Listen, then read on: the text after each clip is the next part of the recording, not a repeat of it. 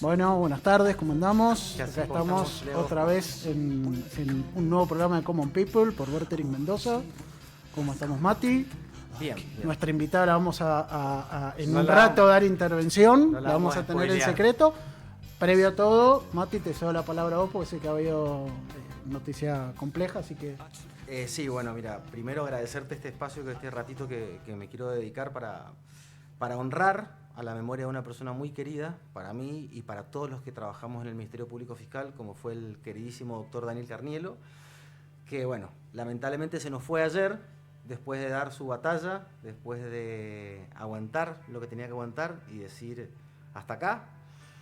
Fue muy triste, muy repentino, sabíamos que estaba mal, sabíamos que no estaba mejorando, pero son esas cosas que no dejas de lamentar cuando son pérdidas tan grandes, perder a una persona tan querida y tan respetada y tan noble, ¿no? Esas personas que son únicas, que son auténticas, que no se repiten, que no se igualan, que no vas a encontrar otra persona que de vos digas se parece a, porque la verdad que fue único, fue un distinto, fue un rebelde, fue un revolucionario, fue una persona disruptiva, antisistema, como le gustaba definirse a él mismo. No fue muy adepto de los afectos, ni de las demostraciones de afecto, ni de los honores, ni los homenajes. Eran todas cosas que él salía despavorido cuando veía todo eso. Incluso yo que la agarraba y la apretujaba y le daba abrazos, él se la bancaba, pero te das cuenta que era como que no le gustaba tanto.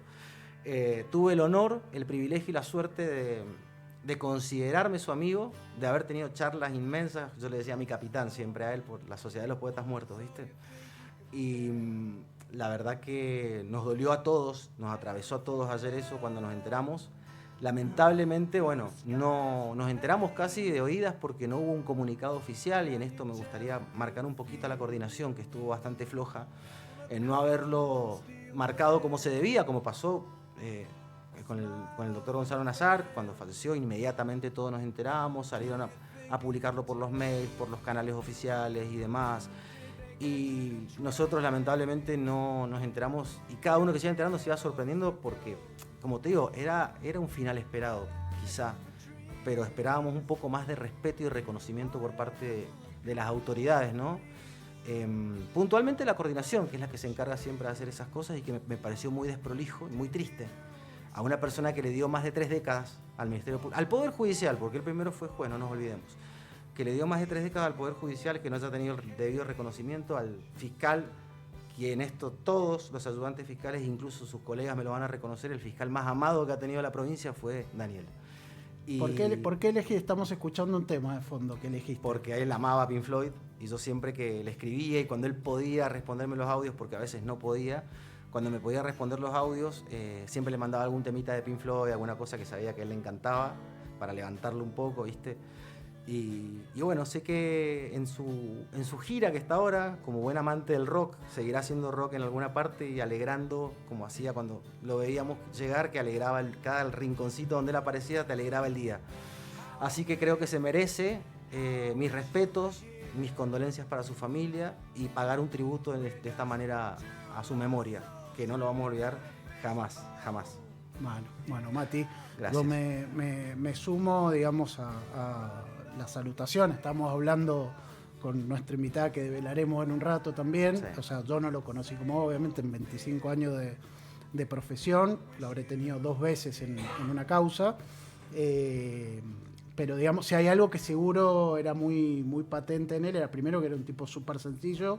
Todos lo veíamos tomando café como cualquiera, en los mismos cafés que nos juntamos todos. Nunca escondiéndose de nadie. Nunca se escondió. Y el otro tema que sí, que voy a hacer un comentario, un toquecito al estilo editorial.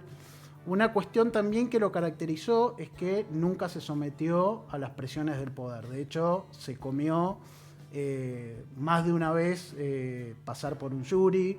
De hecho, lo dijo públicamente. Cuando tuvo que enfrentarse con presiones, lo blanqueó públicamente sin temor, para lo cual dentro de lo que es el Poder Judicial, y en particular en una provincia como Mendoza, se sabe que para cualquier magistrado enfrentar al poder tiene un costo altísimo, y él se lo bancó, digamos, ¿no?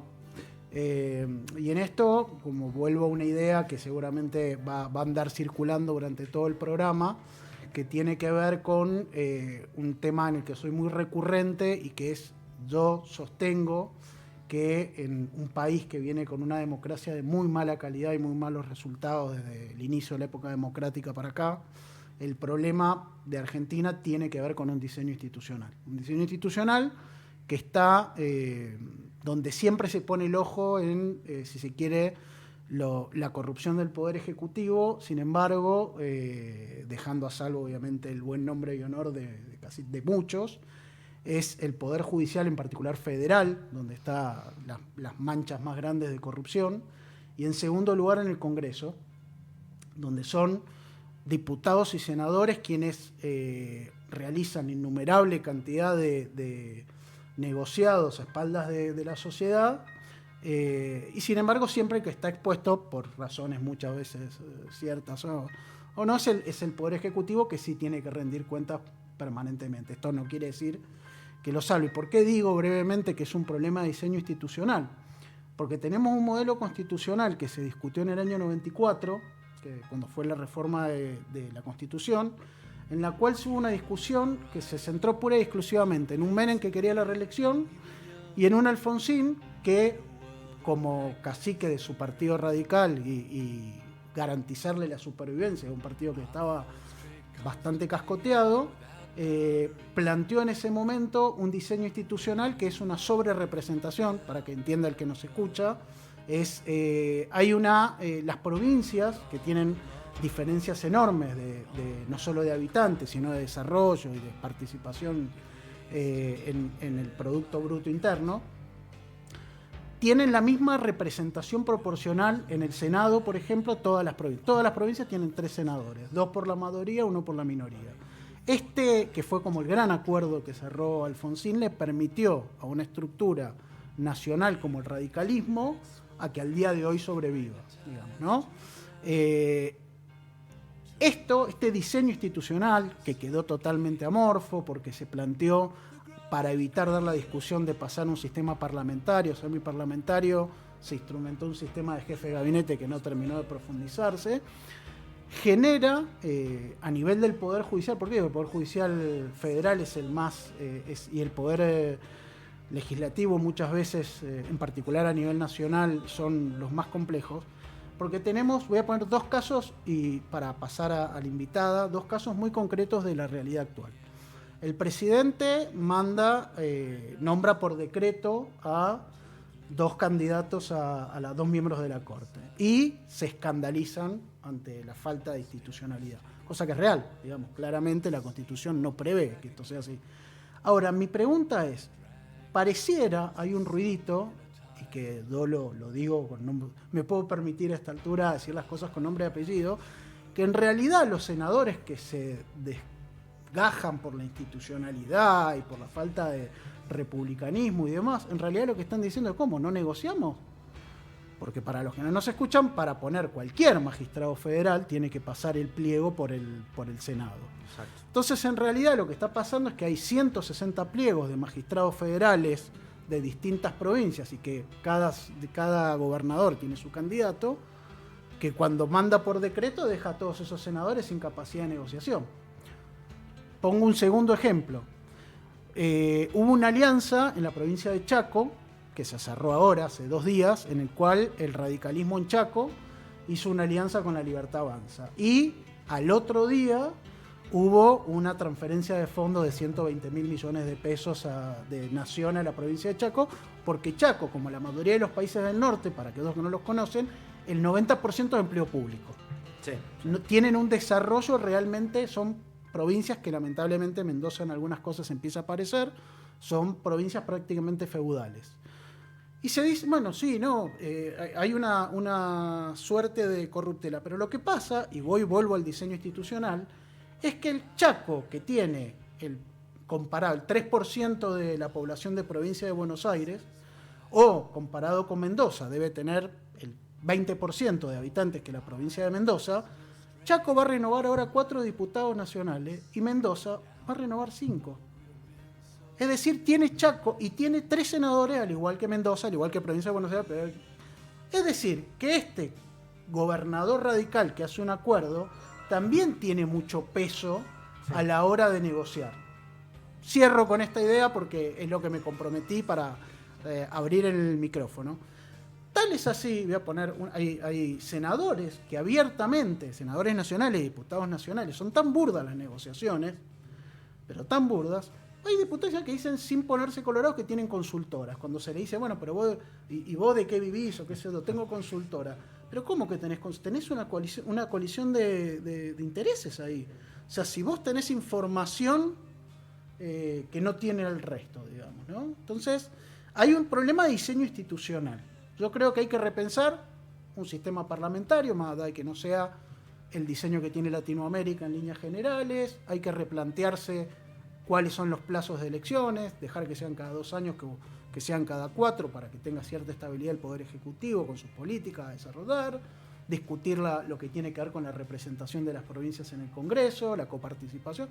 Hay que hacer una reforma institucional, sin eso no hay posibilidades de avance.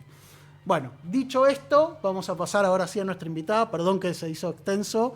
Tenemos a la diputada mandato cumplido, que fue Mati, dijo que pongamos así en el flyer. Me gusta decirlo si así. no te gusta, a Liliana Vietti, una gran protagonista de la política mendocina. Nos estaba contando, tiene mucho para contarnos desde sus orígenes hasta los cambios. Así que bueno, bienvenida, un placer. Muchas gracias, la verdad que un placer que me hayan invitado, gracias a los dos. Y me gustó la introducción, lamentablemente lo de Carnielo, pero bueno, coincido con su sencillez, no he tenido la oportunidad de tratarlo tanto como vos, Mati, o bueno, en la parte de su métier, profesional. Claro, profesionalmente, pero sí, un hombre muy respetado, la verdad. Así que muy sentido. ¿Puedo hacer una primera pregunta? Sí. Pero porque me enteré ayer, no sé si es así o no, y ahí me corregí vos, Mati, y me metí una trompada, si me equivoqué, pero que tiene que ver me parece, con los temas que vamos a tratar. ¿Puede ser de que ayer ha sido el día de las personas transgénero? Ayer hubo, que por lo menos nos hemos enterado de algún tipo de lucha del día de la lucha. Porque yo sigo mucho lo que hace la gente de Mumala, por ejemplo, Mumala como le dicen, y ahí Mumala. estuve mirando, Mumala, y ahí lo estuve mirando, pero habían subido algunas cuestiones. Generalmente se celebra más que nada la celebración es el 17 de mayo generalmente, que tiene relación con esto de que fue cuando el 17 de mayo del 90 se eliminó de la lista de enfermedades mentales a todo este tipo de diferencias que hoy sabemos que existen y que son nada más que diversidades. No son peligrosos para sí ni terceros. Pero eso fue que se celebra el 17. No me pegaste entonces. No. Me equivoqué de mes.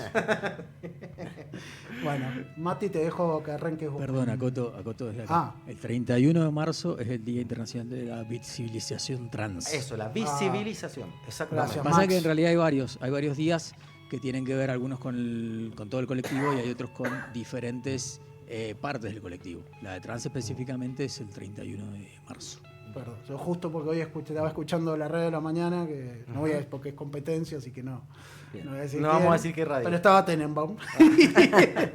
y estaba Muy justo, le hicieron interesante una el programa. entrevista en el pase a Flor de la B y justo estaba contando eso. La Pero bueno, invitada te que cedo. tenemos tiene de todo para hablar al respecto, sobre todo en esos temas que ella se ha visto muy involucrada, ha acompañado mucho la lucha, mucho, y nos ha tocado muy de cerca también. Además de ser amigos, compartimos muchos temas en común de esto, que como yo siempre le digo, cuando nos juntamos la secuestro para mí, la agarro y la aprovecho y la disfruto para hablar de todo, porque puedes hablar de lo que sea con ella. Es realmente brillante, es una mujer enorme, como me gusta decirle. Ella es como que no le gusta mucho todo eso, pero yo siempre le digo así. Pero bueno, Lili, ante todo yo sé toda tu historia, o sea que es muy difícil tenerte e entrevistarte, pero me gustaría para la gente que no te conoce tanto como yo, que cuentes un poco de tus orígenes, cómo empieza esta Lili que sabemos que fue militante, una militante radical de la vieja guardia, ¿no? Sí, bueno, primero digo que este año cumplo 70 años, así es que para el que no me conozca no piense que soy una joven militante, porque Muy bien, no. Lili, muy bien. Bueno, muchas gracias, pero sí, tengo casi 70 años y bueno, a ver, uno primero empieza, o yo por lo menos empecé participando. No tuve mucho tiempo porque terminé el secundario en el 73 y en el 74 ingresé a la universidad, a la UNCUYO. Disfruté 2 años nada más de lo que es la participación universitaria. O sea, yo vengo de un papá radical y una mamá peronista. Frente a eso, no estaba afiliada antes, aunque ya tenía 18 años, pero siempre hubo libertad. Eso es una de las cosas maravillosas que me dejaron mis padres. Libertad de elección. En muchas cosas, políticamente una de ellas. Y bueno, así es que militancia universitaria, en ese momento era el Frente Universitario donde yo me sumé, y solo 2 años, pero tuve, porque luego vino el golpe de marzo de 76.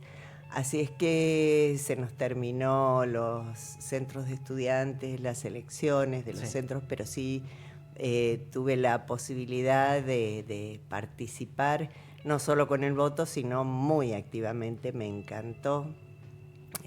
Y bueno, y ahí perdimos como Frente Universitario la elección, pero el aprendizaje fue riquísimo. Y bueno, nos permitió socializar de otra manera con los compañeros. Yo estudiaba económicas, me recibí de contador público, pero venía de un colegio religioso, de mujeres, y era bachiller, así es que mis generosos y solidarios compañeros y compañeras me facilitaron muchísimo la carrera y poder recibirme. Pero bueno, eso en la participación, marzo del 76, vino la noche más oscura. Y la verdad que participación, trataba de recordar si las cooperadoras de las escuelas creo que ni siquiera podían funcionar, porque no podíamos, después de haber estado participando en centros de estudiantes, en los delegados de curso, y no podíamos sentarnos más de 4 en el buffet universitario, cuando antes todo era discusión, debate y demás. Así es que hasta la venida de, digamos, la apertura en la época del proceso para el llamado a elecciones, fue una bocanada de aire fresco y de como cuando uno grita y te sale del estómago. Entonces, sin la interrupción fue esa noche tremenda de la dictadura, salté directamente de lo que fue la militancia universitaria o la participación. No voy a decir militancia porque fue 2 años, nada más. Lo otro me lo robaron. Aunque a otros le robaron la vida, a mí bueno, algunas otras cosas también me torcieron el destino, que me llevó 30 años, nos llevó con mi actual esposo el reencuentro. Pero bueno, esa es otra historia y hay otras mucho más tremendas que las nuestras. Así es que en ese salto entre lo que fue la participación universitaria a la militancia política, digo, no partidaria, sino política. Y apareció Alfonsín. Y yo sé que a vos no te gusta, pero en ese momento... No, es que no me gusta. Mi análisis siempre es institucional, ¿no? No, correcto. Yo era chico, nací en Buenos Aires, no nací en Mendoza. Fui cuando fue el tema de los caras pintadas y demás. Fui a la plaza con mi mamá, a la Plaza de Mayo y demás. Sí. Lo viví. Después, bueno, los análisis de la historia se hacen a posteriori. Claro, además era el símbolo del regreso de la democracia. Tuvo esa bandera en sus manos, que fue lo que la gente gritó y celebró tanto, ¿no? Exactamente. Y te aseguro, Mati, que lo escuchabas. También tuve la oportunidad de verlo y escucharlo acá en Mendoza. Y te pintabas y querías salir y entender que eso lo aprendí del poquito tiempo de participación universitaria, que las luchas para ciertos objetivos y hacia donde uno quiere llegar no son individuales, únicamente son colectivas. Entonces, bueno, ya era unas mujeres donde estaba Herminia Ramos de Vázquez, que ustedes tal vez no se acuerden, pero no era del sector alfonsinista, pero me invitan a una reunión de mujeres en Luján, voy y empieza una etapa donde, antes de las elecciones, donde había que reafiliar porque no había nada, fue tierra arrasada lo que quedó del proceso. Así es que bueno, yo me afilié ahí, en esa reunión de mujeres, y qué me importa que fuera Herminia, que yo la quería muchísimo y la respetaba, aunque no fuera de la línea de Alfonsín. Si yo me sentí identificada con Alfonsín, entonces soy radical alfonsinista, aunque me haya afiliado una no alfonsinista, Herminia. Yo perdóname, te hago una pregunta. Como para ir haciendo un paralelo entre tu relato con un tema que Mati, y bueno, que es públicamente conocido, que vos trabajás mucho, que tiene que ver género, diversidad y demás. ¿Cómo en la época de militancia ya sentías, o sea, ser mujer? ¿Cómo era ese modelo? Cuando comparamos, porque una cuestión en la cual vengo haciendo un aprendizaje con Mati, como un amigo que me viene como guiando al margen de lo que pasa a nivel político. ¿Cómo era militar en esa época siendo mujer? Y no solo mujer, sino me imagino en su momento a lo mejor mamá, tía o lo que fuera. ¿Realmente se sentía una diferencia? Llegar a los lugares de poder. A ver, yo lo aprendí un tiempo después, las diferencias, empecé a notarlas, porque salir del proceso a la etapa de apertura democrática hasta las elecciones, en ese momento, y con la edad que tenía, que no sé, en el año 83, no sé si tendría 27 años, 26, ahí no lo sentí.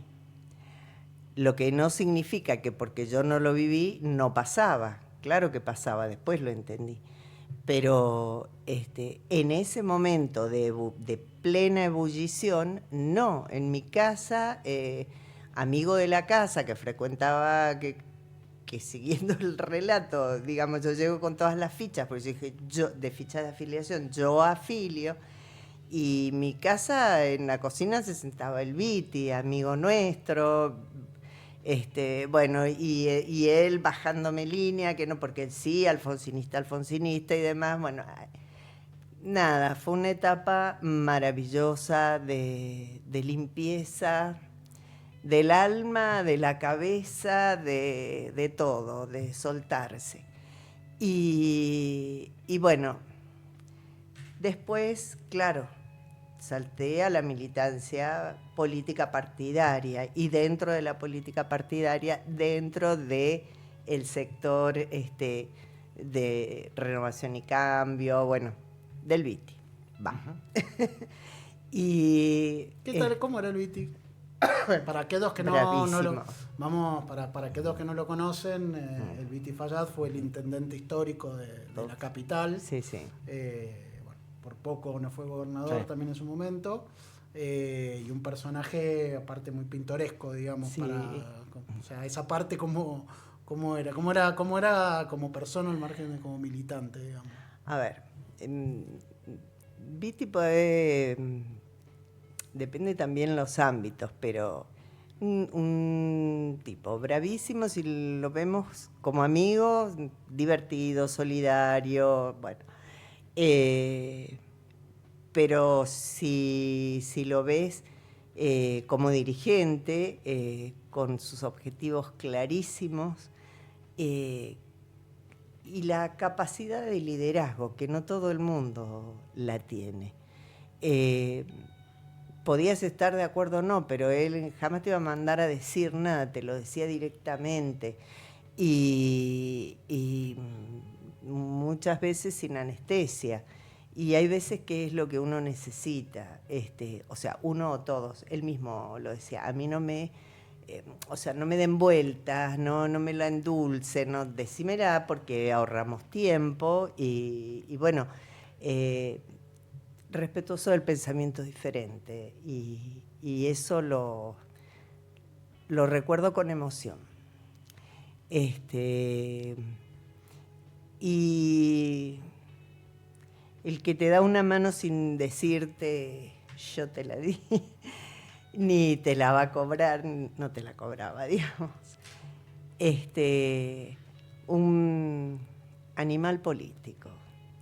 Y no sé, no quiero decir más porque me parece que sí, creo que es lo importante una definición está amplia dicho. y hermosa, sí. Y el resto es como decís vos, historia. Sí. La verdad. ¿Y cómo entras a bucear en este tema de género, diversidades? Bueno, lo que pasa que, a ver, la primera marcha de las mujeres en democracia fue en el año 1984. Y si uno empieza a observar como recién nombraste una fecha y no sabíamos cuál era, pero uno se va a acordar a lo mejor de la irrupción del Ni Una Menos, o de la primera marcha del Orgullo, o el primer Encuentro Nacional de Mujeres, y todos esos acontecimientos que fueron sucediéndose, los 8M se sucedieron año a año, la marcha del Orgullo se fue sucediendo, pero se fue produciendo una mixtura maravillosa entre esos eventos que sirven para cargar energía, plantear objetivos, analizar qué hemos hecho, qué hemos logrado, qué falta, hacia dónde nos dirigimos. Bueno, y si vas, y la mixtura se produce en la cantidad de logros, leyes, programas, creaciones de secretarías en distintos ámbitos, digo secretarías de la mujer, ¿no es cierto? En el ámbito ejecutivo costó un poquito más en el ámbito de ustedes, en la Suprema Corte, pero se logró. Aunque, bueno, llegar al 2023 pone una penita, porque más que una penita, una gran pena, porque la verdad que este 8M, así como me escuchan hablar con tanta alegría y demás, pero llegar ahora, iba a decir, a la eliminación del ministerio, no sé si hace falta o no que fuera ministerio, no lo sé, pero sí fue importantísimo una primera subsecretaría, que después fue secretaría, que después fue ministerio y ahora no es nada, no es directamente. Entonces, este 8M 2024, mientras desde el 1984 fue increciendo, en fue, digamos, en participación, tal vez en la participación haya sido enorme, pero en un contexto dificilísimo, creo que es el más difícil de toda la vida democrática. Los logros han sido, sí, muchísimos, que eso es lo que en general, tanto en los encuentros de mujeres o en los colectivos feministas y demás, uno analiza, pero bueno, que hoy se cuestione absolutamente todo, las leyes, los programas que se cierran, el financiamiento presupuestario que cae, que se cuestiona hasta, digamos, porque no quiero parecer exagerada, pero la existencia misma de las mujeres, digo, ya hasta ese punto, porque es una... A ver, Lili, se cuestiona el femicidio como figura delictiva, bueno, por ejemplo. Por ejemplo. Yo les pregunto a los dos, hago de abogado del diablo, Está bien. pero aprovecho que los dos saben mucho del tema. ¿Por qué creen que pasa eso hoy en día? O sea, ¿por qué? Porque de hecho pareciera ser una tendencia no solo argentina, es como que Argentina se hubiera sobregirado en algo que viene como en esto que es la agenda anti-woke, que no sé, Mirá. ¿Por qué? ¿Creen que es un fenómeno aislado? ¿Que tiene algún otro...? Yo creo que, bueno, pues estamos primero, no sé si vos, Lili, compartís conmigo esto, pero creo que esto es una bajada de línea que viene a nivel nacional y que todas las provincias que se subordinan a este gobierno nacional van a tener como una cierta adherencia hasta donde les conviene que pueden tenerla, porque también es muy grave y muy peligroso para una sociedad, para una democracia y para el propio derecho venir a plantear esta cuestión de si femicidio sí o femicidio no. Femicidio sí y ya está.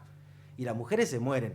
Y a mí hoy fue que lamentablemente tuvimos la Hoy noticia falleció. que falleció una mujer, que el tipo, que Que fue una fue causa denso. nuestra, que la tiene la doctora Lazo ahora, que el tipo se metió a la casa y la prendió fuego. O sea, A ella y al hijo. y al hijo. Y el hijo ya está, no sabemos, pero tiene el 90% de quemaduras como lo tuvo la madre. O sea, es muy...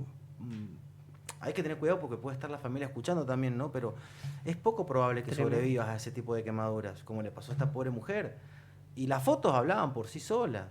Y me dan ganas de mostrar esa foto a esas personas y decirle, ¿esto no te parece que existe? ¿Esto no te parece que es femicidio?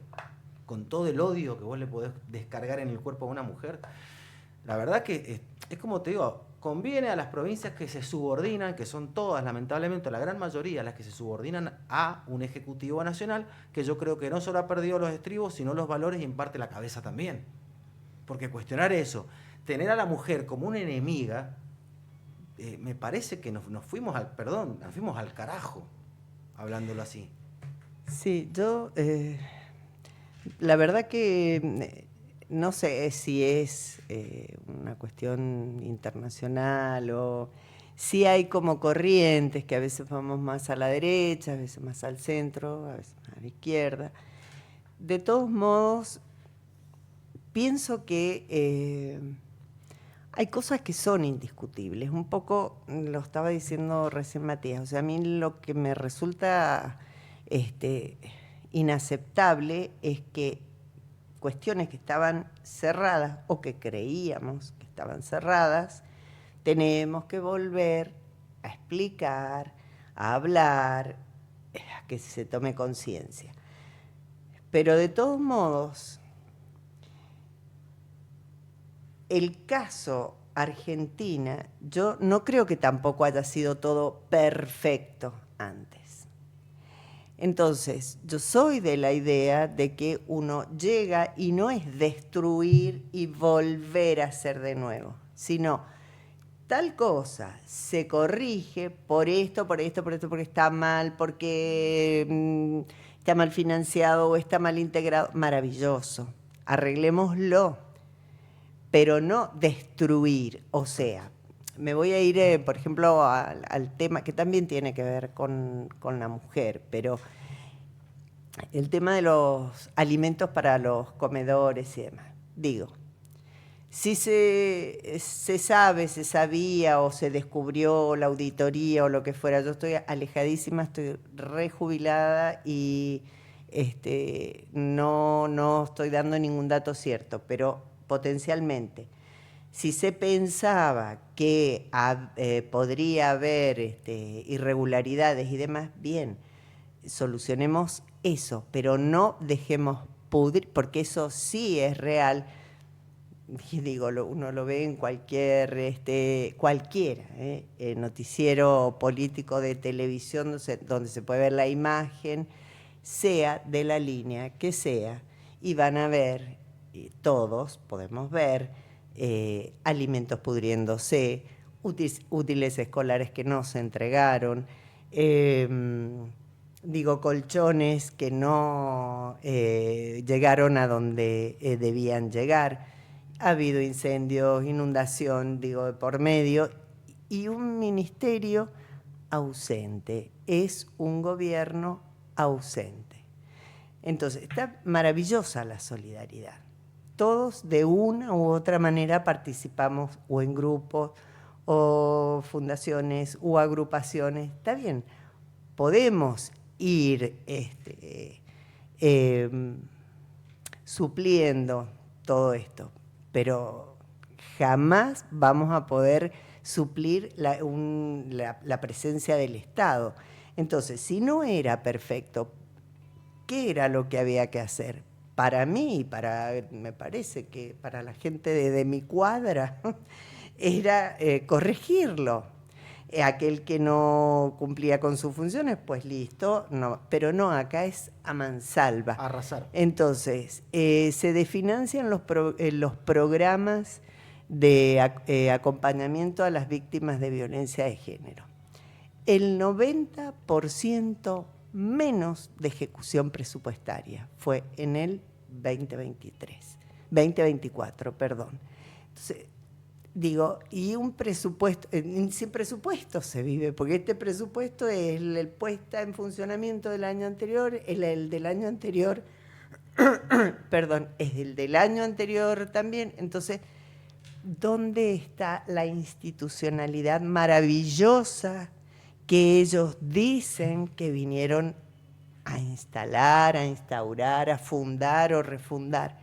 No lo sé. Si también los escuchaba en la editorial, también lo he escuchado y lo he leído, digo, nombrar jueces por decreto. Sí, no, bueno, no corresponde. Entonces, la Constitución, bueno, perdón, no soy constitucionalista y me estoy metiendo en el tema de ustedes, pero da específicamente claro, los casos, pero si ya no, empezaban. sí. Pero si no se convierte en un libro de ciencia ficción la Constitución. Obviamente. Entonces, lo primero que están haciendo es rifarse la Constitución. ¿Por qué? Porque también la Constitución, con la reforma del 94, que coincidió, porque a lo mejor cada uno se acuerda de su métier. Yo me acuerdo de las mujeres con libertad de decisión, para decidir en libertad. Ahí quería llevarte también. Bueno, yo no sé si se acuerdan ustedes que querían, digo, no sé si se acuerdan, porque algunos sí seguramente se van a acordar, y si no se va a acordar ahora y va a querer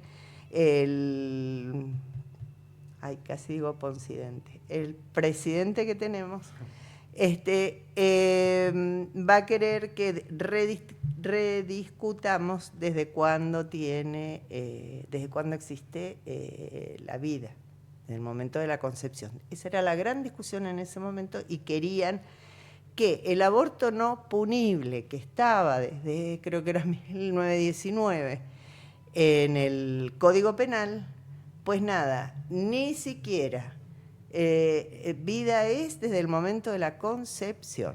Entonces, ahí es donde empieza, si bien desde la primera manifestación del 8M en 1984, los carteles, si ustedes los ven, la verdad que a mí me emociona, a lo mejor a ustedes no, pero a mí sí, por el derecho al aborto, por la creación de una subsecretaría de las mujeres, digo, esas eran las proclamas, por la igualdad de oportunidades. El cupo. Sí, pero todavía estábamos más que nada por la igualdad de oportunidades. A partir de ahí empezamos, cupo para, digamos, los cargos políticos, después el cupo sindical, después, bueno, fueron existiendo y lo fuimos logrando en los distintos ámbitos. De todos modos, bueno, en ese momento, en una reforma constitucional, que yo creo que ahí es donde se incorpora el que todas las convenciones, o sea, tenían la fuerza. Constitución del 94, Ay, decilo, ¿qué lo vas a decir? Lo que hizo fue darle rango supranacional a las convenciones internacionales en las cuales el país suscribía, en relación en particular con los derechos humanos. Exactamente. Y hoy estamos jugando con esas hoy yo quisiera saber tratados internacionales. Exactamente, cuántos se respetan y cuántos no, porque todo se toma a chiste y a la risa por este gobierno, digo, del presidente para abajo. Y por ejemplo, la Eso Convención Belén do Pará se está cuestionando. Bueno, se está cuestionando la Convención de los Derechos del Niño, con querer bajar una edad y una cuestión penal que es totalmente diferente a la respuesta que se tiene que dar en el derecho penal juvenil al adulto. Entonces empezamos a agarrar los tratados internacionales con jerarquía constitucional, no que están debajo, y jugamos a hacer malabares, a ver cuál entra, cuál cae. Pero y todo es chistoso. Y todos somos espectadores y nadie hace nada. Ojo. Sí. Bueno, Belén do Pará es digamos, la base de las leyes que luego surgieron de violencia de género. Entonces, cuestionar Belén do Pará es cuestionar para abajo todo. Está bien, va a tener que modificar leyes, pero bueno, modifica por decreto, designa por decreto, legisla por decreto, y coincido en mucho en tu editorial en el Poder Legislativo. No toda la corrupción sí, tiene mucha, puede tener, y a quien le quepa el sayo que se lo ponga. Pero también hay que ver el Poder Judicial, por algo está tan vapuleado y cuestionado. No tan bien visto. Y me detuve un segundo porque tuve una experiencia que no puedo contarla acá, pero no muy agradable, hace muy poquito. Y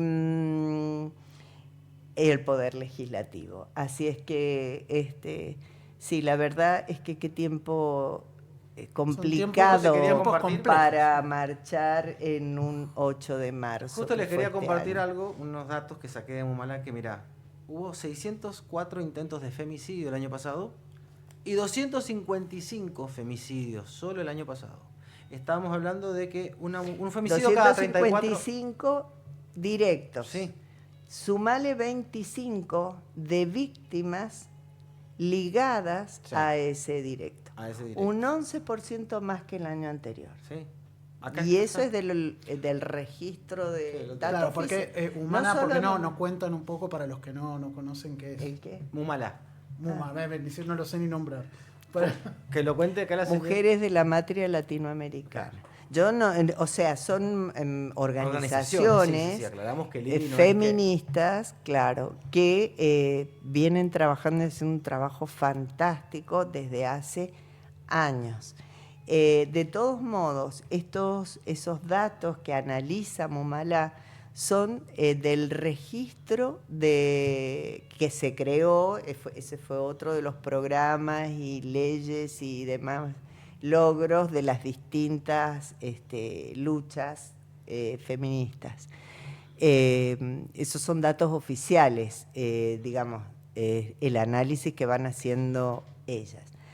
Del último año, o sea, del 2024 no hay, pero sí también de otra de las organizaciones, que no me acuerdo cómo se llama, están las del 2024.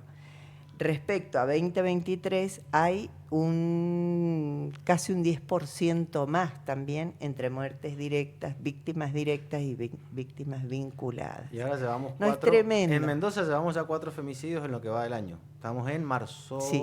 Marzo todavía. Sí. Es como si se hubiese dado vía libre, ¿viste? Porque eso es lo peligroso. Que, a ver, voy a poner un ejemplo horrible.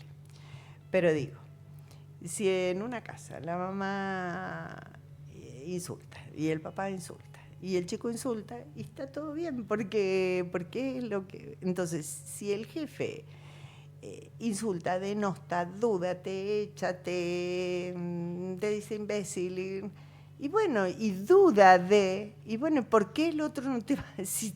Tiene derecho a hacerlo, porque el ejemplo viene del presidente. Claro, no eso es, a mí me parece peligrosísimo. Y ojo, en las infancias sobre todo, ¿no? Ahora, claro, y hay cosas en las que, no es que esté de acuerdo, pero digo, yo creo que hay cosas que son necesarias revisar, mejorar, siempre, en todo, hasta cada uno en su propia casa.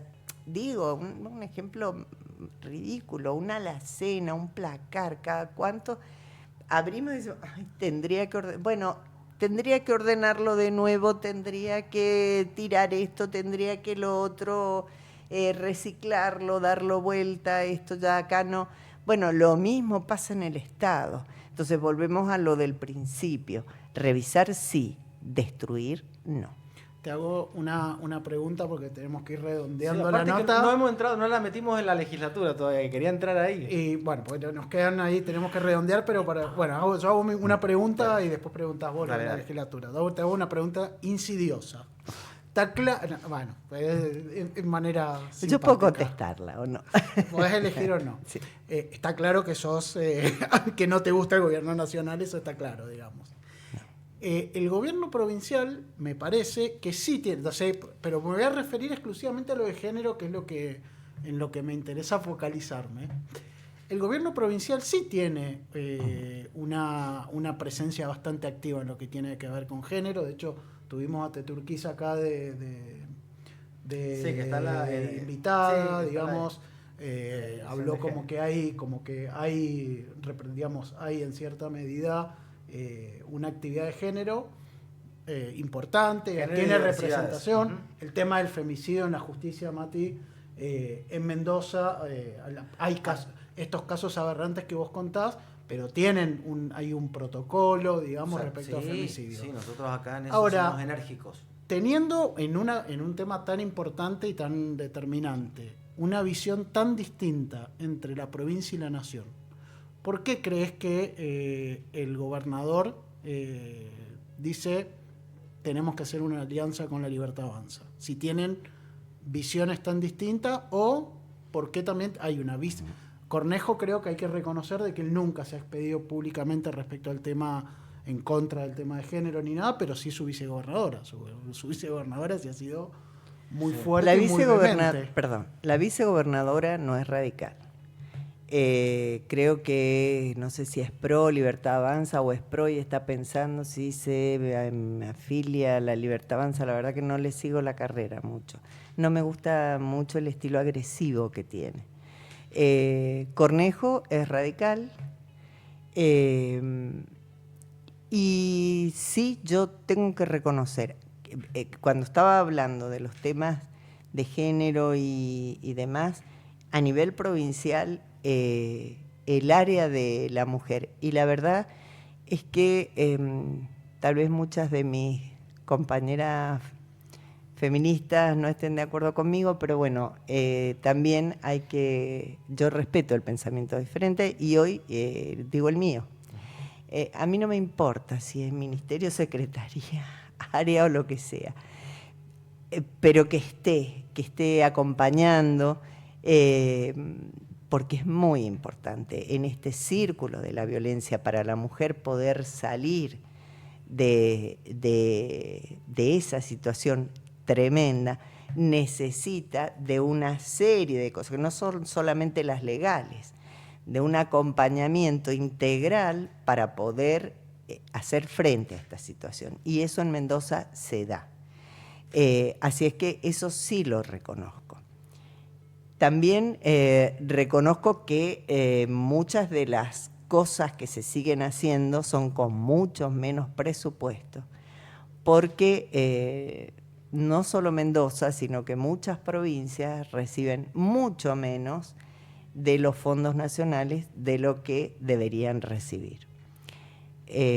Hay en educación, o sea, en salud, en obra pública, hay muchísimo abandono a las provincias del Estado Nacional. En una de esas, por ahí habría que ir buscando. Yo no sé, no puedo hablar por Cornejo, hablo por mí, sino que frente a lo difícil que debe ser también ser gobernador en este momento, analizar el por qué sería una alianza, no sé, a mí me cuesta.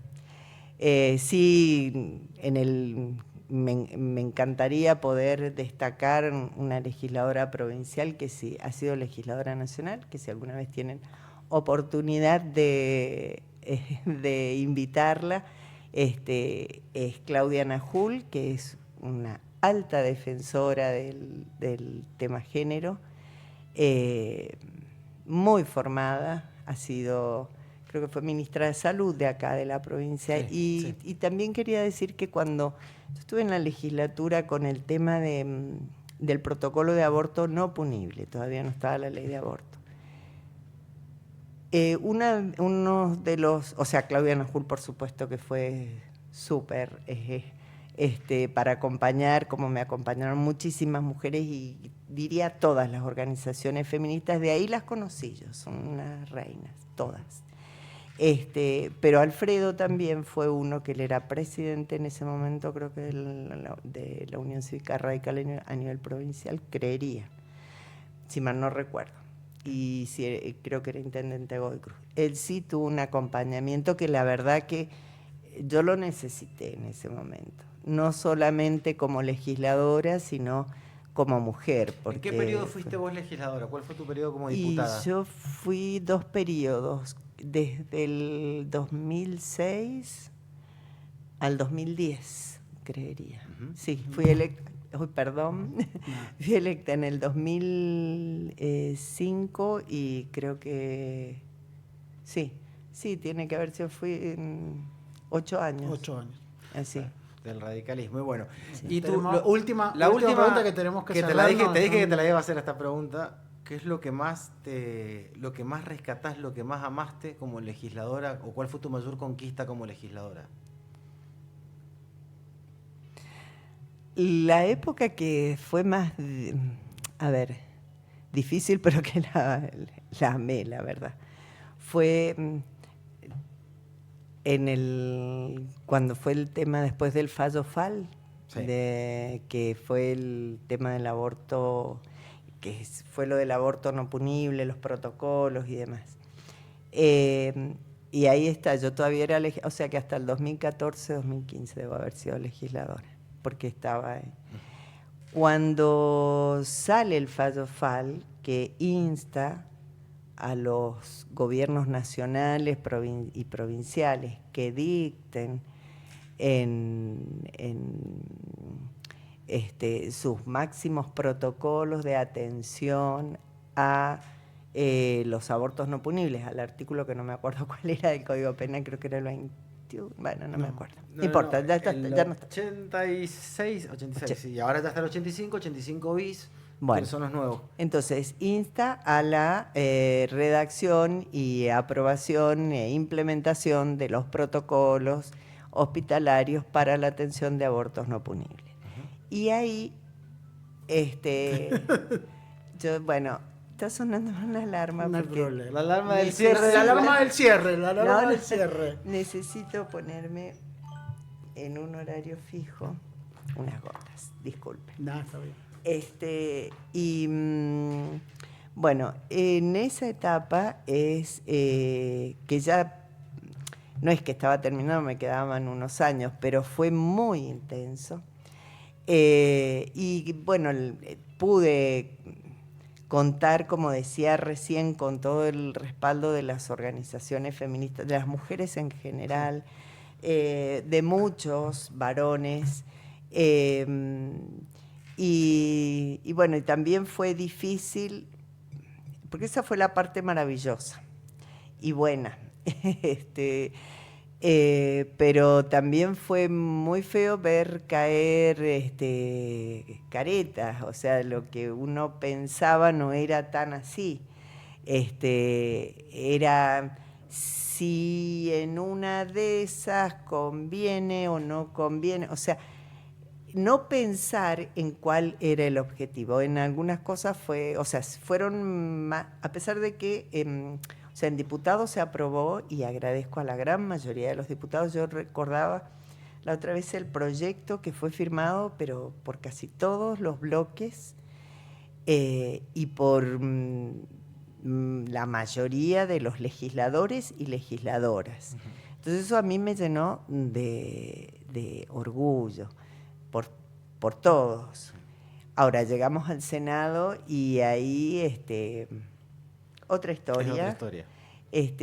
Hasta especular quién dirigía la sesión para entonces tener un voto menos, a quién levanto. Horrible. Y bueno, y otras cosas, ver mi cara en una conjunto, no solita yo, por favor, sino con todos los que habíamos votado a favor en diputados, con el cartel de asesinos en la peatonal.